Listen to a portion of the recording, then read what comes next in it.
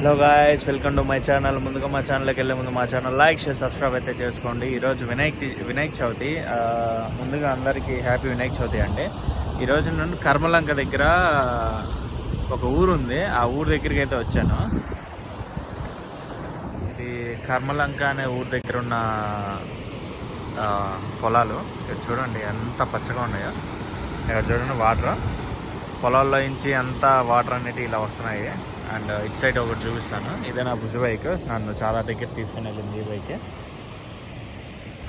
రోజు చూడండి, ఏదో మనం ఇక్కడ గుంతలు ఉన్నాయి, అది వేరే విషయం అనుకోండి. యువతల పొలాలు కూడా చాలా బాగున్నాయి. సౌండ్ చూసారా?